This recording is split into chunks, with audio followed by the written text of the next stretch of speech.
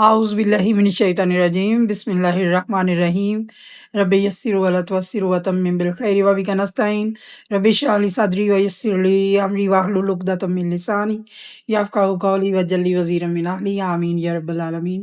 अस्सलाम वालेकुम व रहमतुल्लाहि व बरकातुहू। प्यारे बच्चों, कैसे हैं आप? उम्मीद है आप अच्छी तरह ज़ोर शोर से पढ़ रहे होंगे बच्चों। बहुत ज़रूरी है पढ़ना भी और लिखना भी। तो आइए आज हम अल्लामा मोहम्मद इकबाल का काम करते हैं Urdu O level first language के लिए। तो बच्चों, आपको तो पता ही है अल्लामा इकबाल का आपने बचपन में पढ़े होंगे नज़्में, जो बच्चों के लिए उन्होंने कलाम लिखा है। और अभी आपने ये ज़्यादा आला मतलब बड़ों के लिए जो कलाम है उनका, उसमें से हम 2 ग़ज़ल याद करेंगे। तो अल्लामा इकबाल का तारुफ़ जो है तस्मिया, बच्चों तस्मिया ज़रूर अपने काम के साथ लिखा करें ताकि आपको वो फैज़ सारे तस्मिया के हासिल हों और आपके लिए आला कामयाबियों के दरवाज़े खुलें। बिस्मिल्लाहिर्रहमानिर्रहीम। अल्लामा मोहम्मद इकबाल रहमतुल्लाह अलैह। ये बच्चों किसी इंसान को इज़्ज़त देनी हो, तकरीम देनी हो, जो साहिब इज़्ज़त हो, उनको हमने क्या तकरीम देनी है। अगर हम किसी का नाम बहुत एहतराम से लेते हैं तो हमारी ही इज़्ज़त में इज़ाफ़ा होता है। सुनने वाला कहता है कि ये देखें ये कितने सलीके से नाम ले रहा है। तो अल्लामा मोहम्मद इकबाल, वो तो हम जब हम कलाम पढ़ रहे होते हैं या कोई बात कर रहे होते हैं तो हम इकबाल भी कह देते हैं, हम परवीन भी कह देते हैं, हम गालिब भी कह देते हैं। तो ये तो एक रवानी में जब होता है, हम घर में रोज़मर्रा आपस में एक-दूसरे से बात कर रहे होते हैं। तो लेकिन जब भी हम बाकायदा कभी किसी का किसी नामवर आदमी का ज़िक्र करते हैं तो उनका पूरा नाम लेना और उनको इज़्ज़त और तकरीम देना हमारी इज़्ज़त में इज़ाफ़ा करता है। तो अल्लामा मोहम्मद इकबाल रहमतुल्लाह अलैह का नाम, जो अंग्रेज़ ने आपको डॉक्टर और सर का खिताब दिया। डॉक्टर आपने पीएचडी की थी माबादुत तबीयत में, तो और इसलिए आपको पीएचडी डॉक्टर कहते हैं।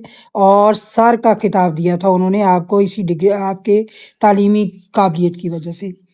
तो अल्लामा इकबाल की बहुत सी पहचान की बातें हैं जो आपको पता होनी चाहिए कि जब आपको अंग्रेज़ ने सर का खिताब दिया तो उन्होंने कहा कि पहले मेरे उस्ताद को सर का खिताब दीजिए। तो उन्होंने कहा कि आपके उस्ताद कौन है? तो उन्होंने कहा कि मेरे उस्ताद मौलवी सैयद मीर हसन हैं। तो उन्होंने कहा कि उन्होंने कौन-सी किताब लिखी है? तो उन्होंने कहा कि मैं उनकी लिखी हुई किताब मैं हूँ। तो मौलवी सैयद मीर हसन का किरदार जो है वो आपकी ज़िंदगी में बहुत ज़्यादा है। उन्हीं के बारे में मशहूर है कि आप बैठे हुए थे, जैसे आम तौर पर गली में थड़े पर बैठे होते हैं लड़के, तो उस तरह से बैठे होते। तो मौलवी साहब जो हैं वो सामान लेकर थैले अपने हाथ में, तो वो गली में से गुज़र रहे थे। तो आपने जब लपक कर अपने उस्ताद से सामान पकड़ा तो आपकी जूती का एक पाँव आपके पाँव में रह गया और एक पीछे रह गया, छूट गया। तो आप उसी तरह से उनके घर गए और वो सामान छोड़ कर आए। तो बच्चों, ये मैं आपको बताना चाहती हूँ कि उस्ताद का एहतराम आपको कितनी सरबुलंदियों पर ले जाता है। अभी भी हमारे कॉलेज में उसी सीट पर जाकर लोग बैठते हैं, उसी मतलब वो वाली उस कमरे में दाखिल होना चाहते हैं। लेकिन इकबाल और फैज़ अहमद फैज़ साहब भी जो थे वो मौलवी सैयद मीर हसन साहब के शागिर्द थे। तो सियालकोट की सरज़मीन जो है इतनी ज़रख़ेज़ कि उन्होंने हमें 2 इतने बड़े इंसान दिए, फैज़ अहमद फैज़ साहब और डॉक्टर अल्लामा मोहम्मद इकबाल साहब। तो अल्लामा इकबाल बचपन में भी बहुत ही ज़हीन और फ़तीन एक बच्चे थे कि आप अपनी वालिदा को और अपनी भाभी को पंजाबी दोहे और अशआर और टप्पे रात भर पूरी पढ़ते रहते थे, आप थकते नहीं थे बिल्कुल भी। तो वो रुई काटती थीं या चक्की पीसती थीं, तो वो उसमें आप पूरा वक़्त उनको महज़ूज़ रखते थे, उनकी दिलचस्पी बरकरार रखते थे और उनको काम की थकन ही नहीं होती थी। तो वो कहती थी कि बाले कुछ सुनाओ, तो वो इस तरह से सुनाना शुरू कर देते।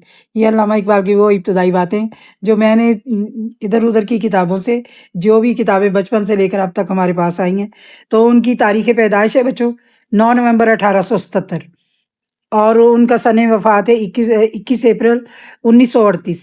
ठीक है? तो देखें कि उन्होंने खुतबा इलाहाबाद में 1930 में 1930 में बच्चों खुतबा इलाहाबाद में خطبہ الہ آباد میں انہوں نے یہ کہا تھا کہ مسلمانوں کے لیے یہ علامہ اقبال رحمۃ اللہ علیہ نے الہ آباد میں ایک خطبہ دیا تھا مسلم لیگ کے جلسے کی صدارت کرتے ہوئے، قیادت کرتے ہوئے، کہ مسلمانوں کے لیے زمین کا ایک ٹکڑا ایسا ہونا چاہیے جہاں پر صرف مسلمان اپنے طور طریقوں کے مطابق، اپنے مذہب کے مطابق، دین کے مطابق زندگی گزار سکیں۔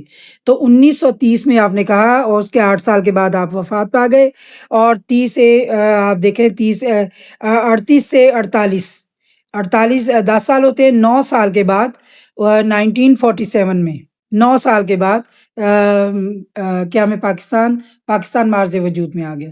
ایک مطلب ایک انسان جو لگن اور جو دل کی اس کی وہ جو سوچتے تھے، جو غور و فکر کرتے تھے مسلمانوں کے لیے، جو تڑپ تھی ان کے دل میں، تو وہ ساری جو ہے وہ ہمیں یہ جو زمین ہے جس پر ہم رہ رہے ہیں، جہاں پر ہم پڑھتے ہیں، لکھتے ہیں، آزادانہ گھومتے ہیں پھرتے ہیں، تو یہ سرزمین ایک انسان، انہوں نے کس غلامی کے دور میں آنکھ کھولی تھی، اور انہوں نے اس کو کس بری طرح سے محسوس کیا تھا، اور پھر انہوں نے نوجوانوں کے اندر کیا جذبہ بھر دیا تھا، اور پھر یہ انہوں نے ایک خیال لوگوں کے دلوں میں بھر دیا کہ ایک خطہ زمین ایسا ہونا چاہیے جہاں پر مسلمان جو ہیں آزادانہ زندگی بسر کر سکیں۔ تو یہ انہوں نے خطبہ الہ آباد کی صدارت میں وہ یہ بات کہی تھی، مسلم لیگ کا یہ جلسہ تھا۔ تو یہ علامہ اقبال کا ہو گیا تعارف۔ بچوں، بہت سے اشعار ہیں ان کے تعارف کے لیے: نہیں چیز کوئی نکمی زمانے میں، کوئی برا نہیں قدرت کے کارخانے میں، کہ محمد سے وفا تو نے تو ہم تیرے ہیں، یہ جہاں چیز ہے کہ لوح و قلم تیرے ہیں، تو فرد قائم ربط ملت سے ہے تنہا کچھ نہیں، موج ہے دریا میں اور بیرون دریا کچھ نہیں۔ تو آج آئیے اب میں آپ کو یہ ان کا کلام جو آپ کے سلیبس میں ہے وہ پڑھ کر سناتی ہوں، تاکہ آپ کو کچھ ان سے آشنائی ہو، اور پھر ہم انشاءاللہ اس کی تشریح بھی کریں گے جہاں تک ہم سے ممکن ہو سکی۔ اور آپ کی نوٹس جو لکھے ہوئے ہیں میں آپ کو پڑھ کر سناتی ہوں، اس کے بعد آپ نے اپنے نوٹس کھولنے ہیں، آپ کو کچھ باتیں سمجھ آئیں گی، آپ جتنا ان میں سے سمجھتے ہیں کہ میرے لیے اتنا کافی ہے، آپ وہ لے لیجئے اور اس کو بار بار پڑھیے۔ اچھا بچوں، کبھی یہ حقیقت منتظر نظر آ لباس مجاز میں، کبھی یہ حقیقت منتظر نظر آ لباس مجاز میں، کہ ہزاروں سجدے تڑپ رہے ہیں میری جبین نیاز میں، میری جبین نیاز میں۔ کبھی یہ حقیقت منتظر نظر آ لباس مجاز میں، کہ ہزاروں سجدے تڑپ رہے ہیں میری جبین نیاز میں۔ طرب آشنائے خروش ہو، تو نوا ہے محرم گوش ہو، وہ سرود کیا کہ چھپا ہو سکوت پردہ ساز میں۔ تو بچا بچا کے نہ رکھ اسے، تیرا آئینہ ہے وہ آئینہ، کہ شکستہ ہو تو عزیز تر ہے نگاہ آئینہ ساز میں۔ دم طوف کرم کے شمع نے یہ کہا کہ وہ عصر کہن کہاں، نہ تیری حکایت دم طوف کرم کے شمع نے یہ کہا کہ وہ عصر کہن، نہ تیری حکایت سوز میں، نہ میری حدیث گداز میں۔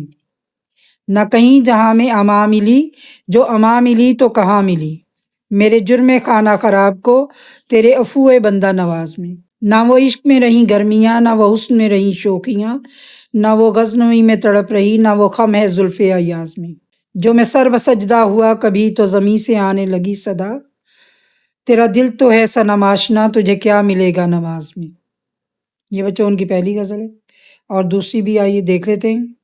خرد مندوں سے کیا پوچھوں کہ میری ابتدا کیا ہے، کہ میں اس فکر میں رہتا ہوں میری انتہا کیا ہے۔ خود ہی کو کر بلند اتنا کہ ہر تقدیر سے پہلے، خدا بندے سے خود پوچھے بتا تیری رضا کیا ہے۔ مقام گفتگو کیا ہے اگر میں کیمیا گر ہوں، یہی سوز نفس ہے اور میری کیمیا کیا ہے۔ نظر آئیں مجھے تقدیر کی گہرائیاں اس میں، نہ پوچھے ہم نشیں مجھ سے وہ چشم سرما سا کیا ہے۔ نظر آئیں مجھے تقدیر کی گہرائیاں اس میں، نہ پوچھے ہم نشیں مجھ سے وہ چشم سرما سا کیا ہے۔ نظر آئیں مجھے تقدیر کی گہرائیاں اس میں، نظر آئیں مجھے تقدیر کی گہرائیاں اس میں، نہ پوچھے ہم نشیں مجھ سے وہ چشم سرما سا کیا ہے۔ اگر ہوتا وہ مجذوب فرنگی اس زمانے میں تو اقبال اس کو سمجھاتا مقام کبریا کیا ہے۔ اگر ہوتا وہ مجذوب فرنگی اس زمانے میں تو اقبال اس کو سمجھاتا مقام کبریا کیا ہے۔ نوائے صبح گاہی نے جگر خوں کر دیا میرا، نوائے صبح گاہی نے جگر خوں کر دیا میرا، نوائے صبح گاہی نے جگر خوں کر دیا میرا، خدایا جس خطا کی یہ سزا ہے وہ خطا کیا ہے۔ علامہ محمد اقبال رحمۃ اللہ علیہ۔ اچھا بچوں، یہ تعارف اور یہ پڑھائی اس کی، اور آپ نے بھی بار بار پڑھنا ہے، آپ نے یاد کر لینا ہے۔ یہ اوپر والی تو مجھے کافی پہلے جو سیکنڈ ہے وہ شعر نہیں مجھے یاد زبانی، اور ایک آدھ اور ہوگا جو مجھے زبانی نہیں یاد، باقی مجھے اوپر والی تو زبانی یاد ہے۔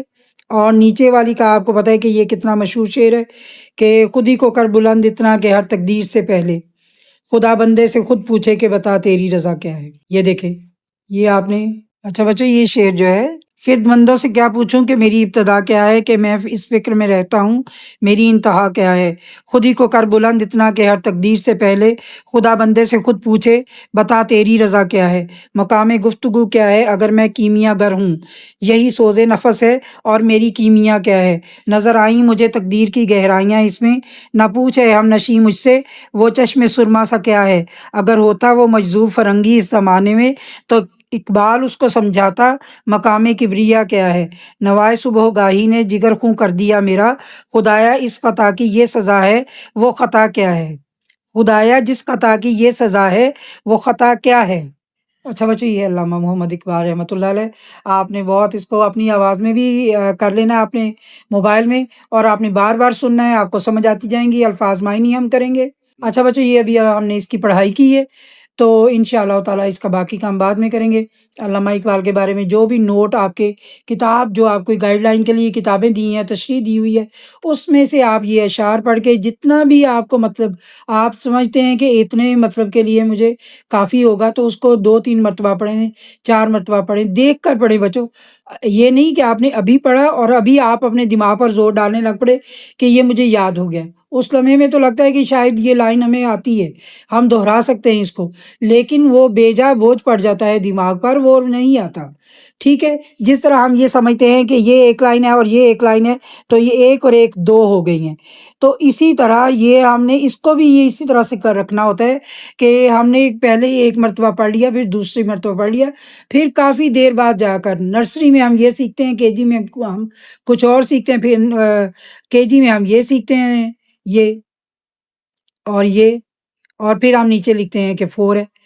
تو اسی طرح سے بچوں، ہر ایک کام کا ایک اپنا وقت ہوتا ہے، آپ نے اسی لمحے میں پڑھ کر نہیں کہنا کہ مجھے یاد ہو گیا، آپ نے اس کو ایک بار پڑھنا ہے، 2 بار، ہر روز پڑھیں ایک بار، تو 27 مرتبہ آپ پیپر تک پڑھ لیں گے، تو انشاءاللہ تعالیٰ اگر اتنا زیادہ بھی پڑھ لیا تو ہمیشہ کے لیے وہ آپ کا ہو جائے گا، اور جب آپ اسے چاہیں لکھ کر بھی بیان کر سکتے ہیں، زبانی بھی بیان کر سکتے ہیں، اور ضرور محنت کیجئے، یاد رکھیے کام کو اور لکھنا شروع کیجئے، لکھنے سے سبق آپ کا ہوگا بچوں، دیکھ کر لکھیے، ابھی میں آپ کو زبانی یاد کرنے، دیکھ کر بار بار لکھیں تو وہ آپ کے اندر جمع ہوتا جائے گا، اور جب آپ امتحان میں بیٹھیں گے تو وہ خود بخود آپ کے پاس آ جائے گا۔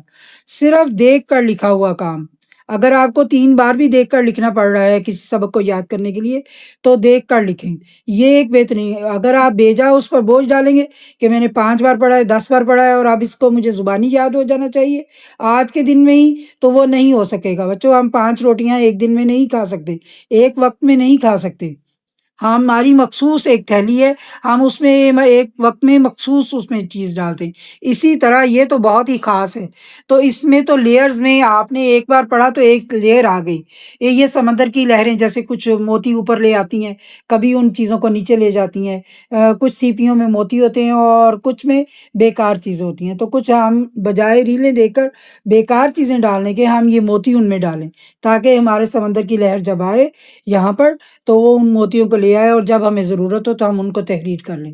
تو انشاءاللہ پھر ملتے ہیں، ان باتوں کو یاد رکھیں اور پڑھنا اور لکھنا شروع کریں۔ اللہ حافظ۔